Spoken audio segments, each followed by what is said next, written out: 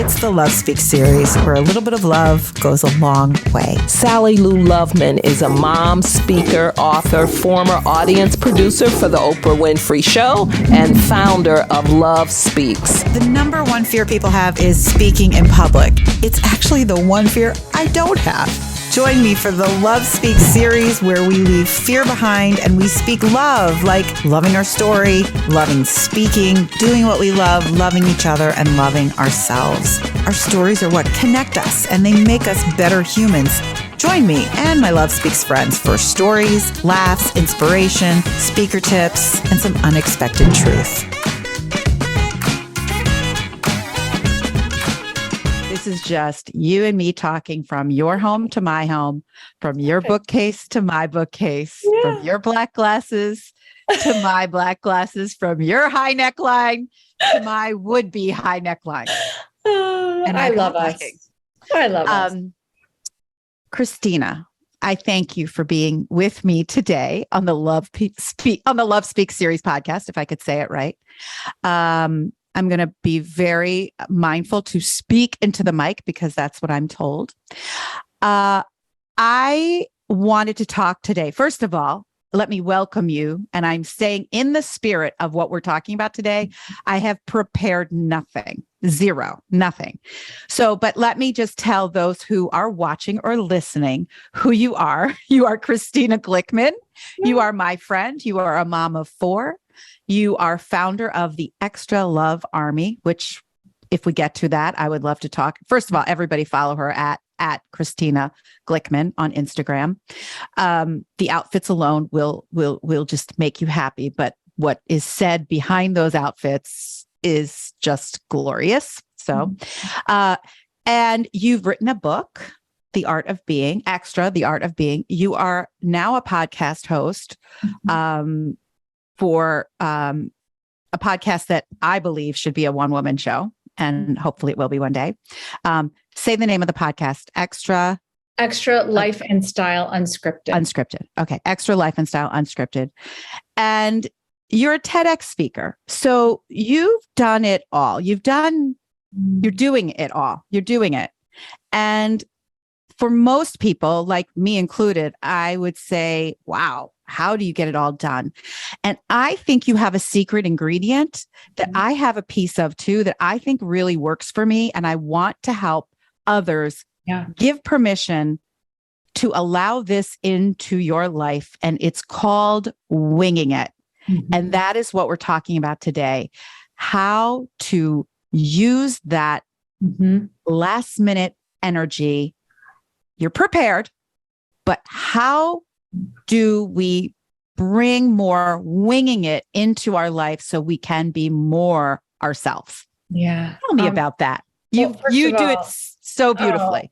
Thank you so much for having me. You know that, and surrounding yourself with the most beautiful, kind-hearted people is the place I want to live. So being here today is such a joy. So thank you for that. Thank you. And I want to start by saying that as I share these things, it's important for me to say that all you shared with me was, hey, let's talk about winging it. And I said, great. And so, of course, I have nothing prepared. I never really do. Right. But when I say these things, I'm speaking, I think, to your audience because you and I think, have the same blood. I know you'll shake your head yes to these things, but isn't it funny when you first came into this room, you said I don't have anything prepared, or I'm just coming on. You put me at ease immediately. So true. I don't know if that's something for others to think about, but when I know that you're coming to the table with sort of pure heart intention, it puts me at ease. So I just, again, want to point that out. That's a great point. People don't usually say that. That made me feel comfortable. So I'm going to just cut to the chase about winging it. And there's a few things that I want to say is that I truly believe in the past 2 years of my life that I've really created sort of all the beautiful things that you talked about was because of a few things that I've done in winging it. And I'd say, number one, I've trusted my gut. You and I both know those spidey senses run strong, and I've trusted them because I felt confident enough in my track record of life. I would say number two, it's because I show up in authenticity and I have nothing to prove to you. Right. I come to the table just as myself. So it allows me to wing it because I'm not actually trying to prove an argument or convince you or anything else. And then I think the third thing is that I have released myself from any outcome of a situation. So it allows me to walk into it feeling this idea that my success will be inevitable just because I'm here. Mm-hmm. And let me be clear, it doesn't mean I'm awesome or I'm the greatest it means none of that. It just means that all I can give to you is me. I really can't offer more than that. And that's such a relief to feel. And that's why you might not be, and I might not be the expert on everything or anything, but we are the experts at being who we are, and we're good at that. And some people are not good at that. Some people hide who they are. And when you do that, you're taking your authenticity away. And then you really do need to prepare because you're working overtime on being so nervous or unsure of and unsteady of, who you are, that it adds another layer of burden. So I love what you just said. Like, it automatically puts you at ease when someone says, hey, I haven't really prepared. Let's just talk. Right. Speaking is really a conversation mostly. And when people think of it as a conversation, it's much less, terrifying because then it's not just you. Yeah. And I think the other thing is that through the years when I've said, I'm a gut girl and I wing it and I'm like the Wild West, I think what ends up happening is it also starts to suggest that there wasn't either thought or preparation, which would then mean I didn't care about it or it wasn't important, when actually the two for me are completely separate. Totally. When I say gut, wing, all the things, which again, I know that you feel the same way, all it means is that I haven't prepared to such a level that I'm not even bringing myself because I'm so scripted. And I get that we all aren't as comfortable speaking, which is why they have you to help. You're so sweet. So I understand that, but I guess the idea of winging it, I think I'd like to broaden what that means, which means that I don't have to be so tightly wound to know what I'm doing, to what the answer is, because I think that what ends up happening then is we have forgotten that the magic lives in the moment. It's so true. Unexpectedness. And the other gift I think it gives people that you give to me all the time is that it makes me feel that I am allowed to just show up as myself. Mm-hmm. And that's something beautiful, because usually if you show up to any meeting, or it could be a school meeting, it could be anything, I come to the table and I want you to think I'm smart. I want you to think I have something important to say. And the moment that I just always take a deep breath and I say, I got this, I got nothing else but this, I'm more comfortable. And isn't it funny that my confidence comes from the fact that I don't know? I love that. I love that because it is true. It's just like, if you give yourself that allowance to say, I'm not going to know everything. Mm-hmm. And, if I make a mistake, I can be, I don't know, I can make it up. I can correct it. I can make it a joke. I can show that I'm human. And that to me is what I see with you. But I have a big question. Here you did this incredible TED Talk, and that is a place where you have to be prepared, and you have to be precise, and you have to be on time, and you have to say every word that you have scripted. Yes. So your whole life is unscripted, but how did you take that unscripted life and make it work into your preparation and delivery of your TED Talk? I think it's a great, great question. And I'm going to just be honest. I hated it. I know. Because I had to have 14 minutes of every word curated and scripted. I couldn't go off board. And the truth is, when I have to say the sentence you told me to say, I get this thing that happens where all of a sudden I'm like, I wonder if I want a burrito for dinner. I go weird places because I can't, it's not it's not how I operate. So it makes me wildly uncomfortable because I can't go to an area that feels right. So I will tell you, I got to the point where I think I over rehearsed because I was so afraid. Mm-hmm. Because as somebody that doesn't like to prepare in that way, I knew that if I didn't say that one sentence, then I didn't know what the next sentence was. And then I'm going to go stand-up off. Comedy. Yeah, that's like stand-up comedy. I'm going to be somewhere else. And I'm sorry, but in TED, you can't do that. No, you don't get to just say oh, and there's a story about this. And Look at me. so I'm literally sweating. I don't know what's wrong with me. You know what's wrong with us is not only climate issues, but we go from cold to hot to it's ridiculous. I don't know if my microphone's working because I don't hear it in here, but you hear it. I'm sweltering. I'm like, I need a studio. Yeah. I need an I can't engineer, work in these conditions. and I need a studio. And I, this is the stuff I get nervous about. I'm like, if all of this is for naught and we have recorded and it the audio is not properly recorded, I'm going to be like, no. So you do it again. Who cares? But this is what I start thinking, and I am literally in a hot sweat. So I think memorizing things is what gets me really nervous. That's what actors and actresses do. They're paid a lot of money to memorize lines. And when we have to memorize, we automatically take ourselves out of the moment, right? We do. And I will say, again, I'm very proud that I got on that platform and delivered what I needed to. But for me, as I look at it, I could have been so much more myself if I was allowed to just speak. And I probably would, like if I were to do a second one, which I'm not planning on it, but if I were, I would really take the liberty to talk. And and it's okay because it was my first time and I really did the job I was supposed to, but I didn't get to enjoy that part of it because I love to speak, but I didn't get to just speak. But that's okay because that's that platform. And if you go back, you'll do it the way they want you to do it. But that's why I'm a big fan of you doing your way on your platform. Yeah. And that's what people will tune into, and where it's not, it's not so rigid. It's more you.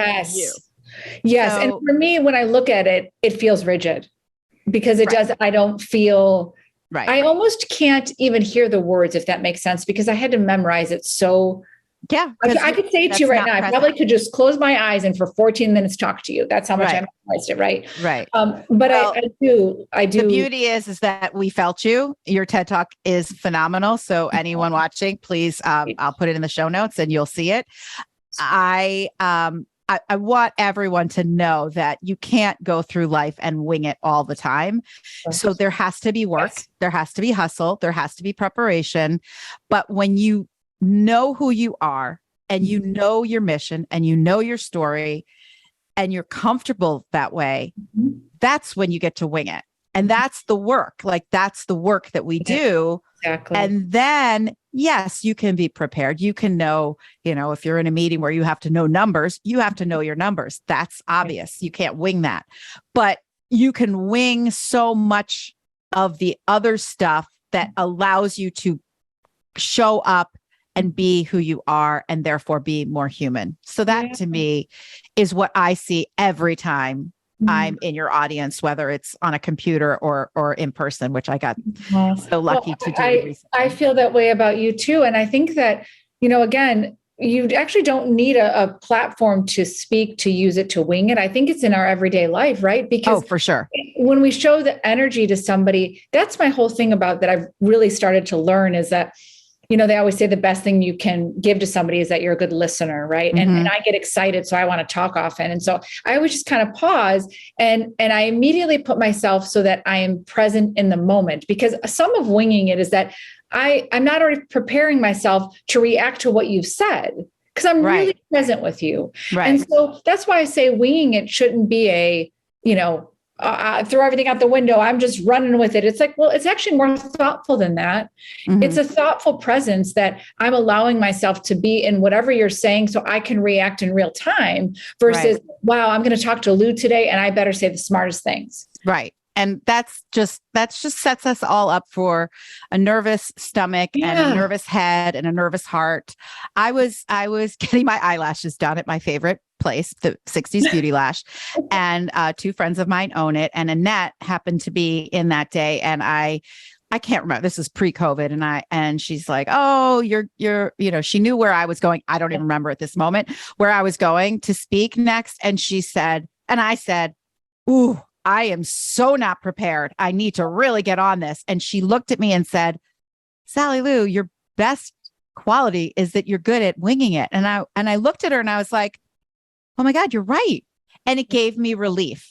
So it not only gives the people that you're with relief and a casualness that, you know, you're not going to have to feel nervous even being present in the audience. You are automatically feeling connected to the speaker because they've just invited you in to just be natural and be themselves. And you feel, you feel confident because you know that whatever happens on stage, you've got the confidence to be exactly who you are and you can carry it. Yeah. And I love what you just said, because it reminds me of something I've said to myself often too, which is because we all want to do a good job, right? Like nobody wants to go out there and not do a good job and feel prepared in their own way. But this also helps me sort of wing it, which is I always say, well, so what? Okay, so let's say I go but I wasn't feeling it that day and I wasn't myself. And gosh, I really should have prepared because I just blabbered on and it wasn't well. No one's dying. No one's dying.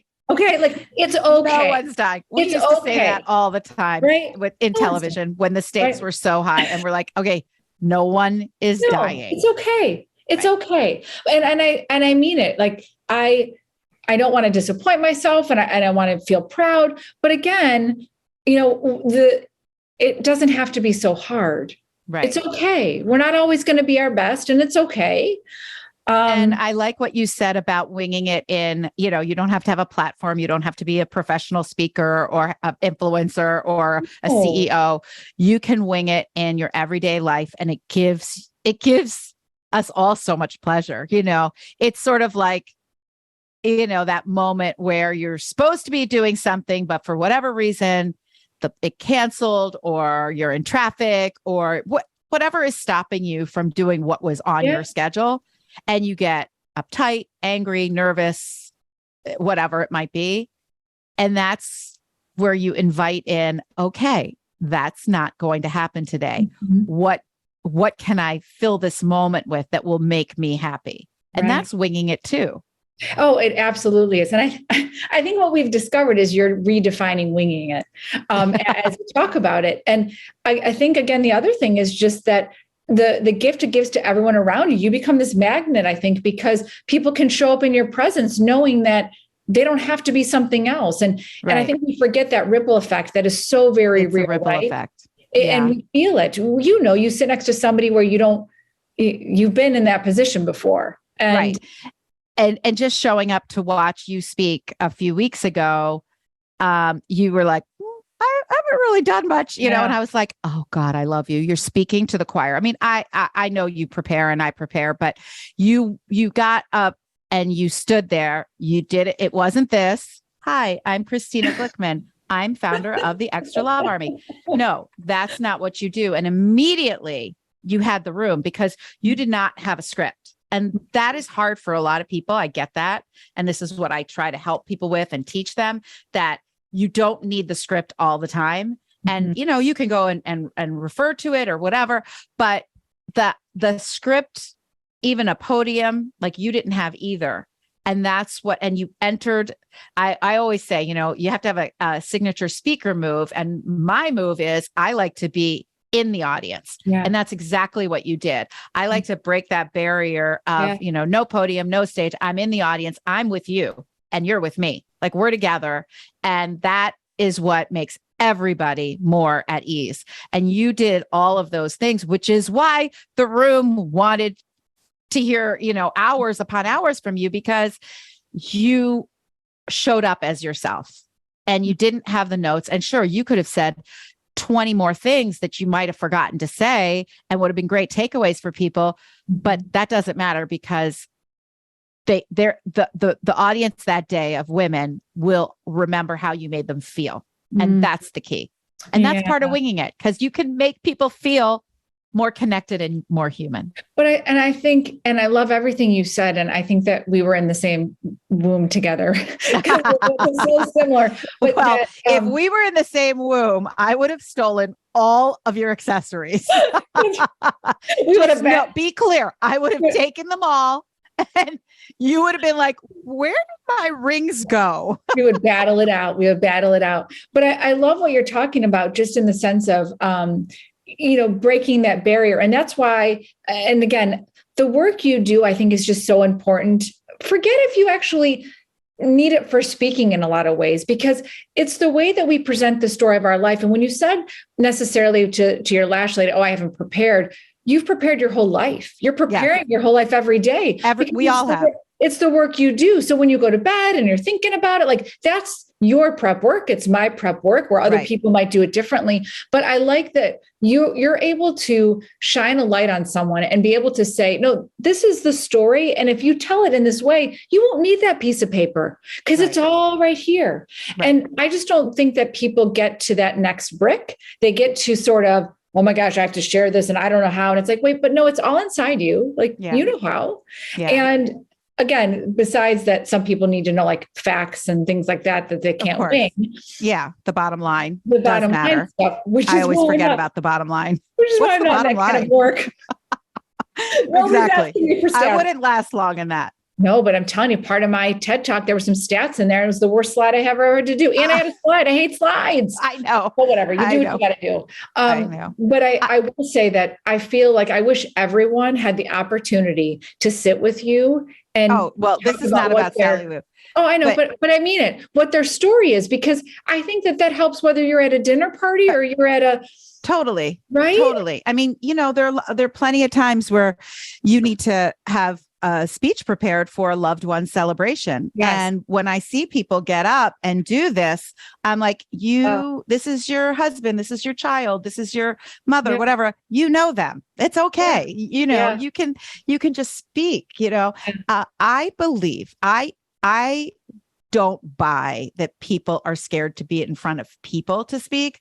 Mm-hmm. I think people are scared to be in front of themselves. And that's what I always say to people. So when you can be brave enough to be in front of yourself and really understand who you are, why you're here, and embrace all the stuff, all the good, the bad, the ugly, whatever it might be, and really own who you are, then you have that confidence to be in front of others, because you can't connect with an audience until you connect with your most important audience, which is ourselves, which we know.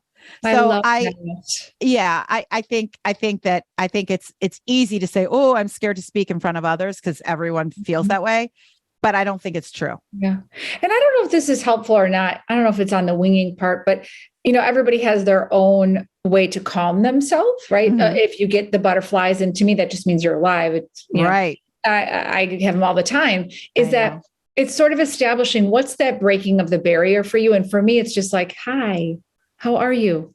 It's just like starting off you would with any other conversation with somebody. And I thought what was interesting, even during TED, is that nobody even said hi to their audience. I noticed they've walked there and I started off and I was like, hi. And people are like, who is this?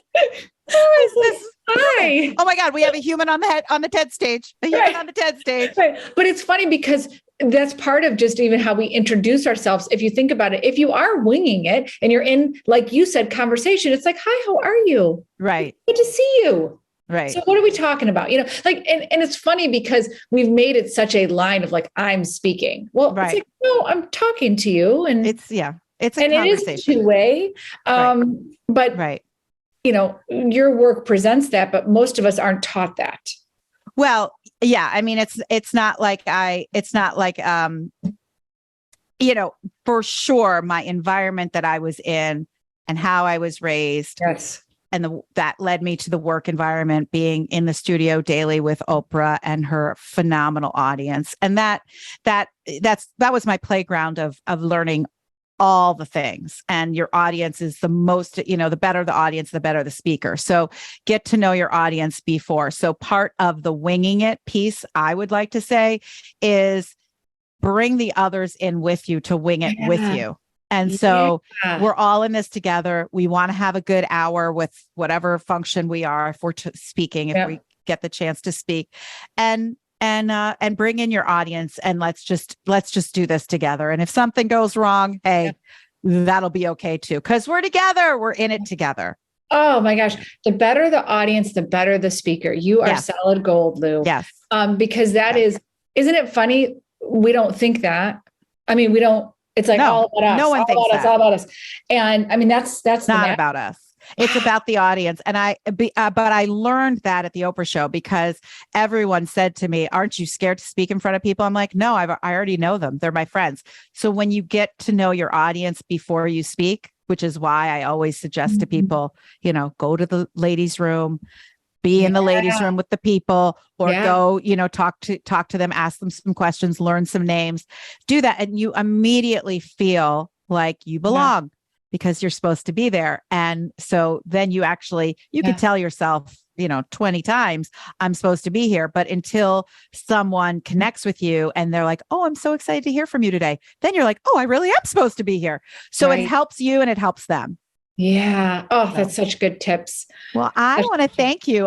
We're doing this dirty 30 minutes, quick, in and out. Like I want to talk to so many people I've already talked to because I've had you on for my Marion's Table Talk series. And now, here in this podcast of mine, I just think that little snippets of how I can make my life happier, more joyful, and easier, and that the pressure isn't so tough is a lovely way to spend 30 minutes. So I thank you, Christina Glickman. This was fantastic. I learned a lot. Listen, I don't know. I always learn from you. Thank you for your heart. Everybody follow Christina at Christina Glickman.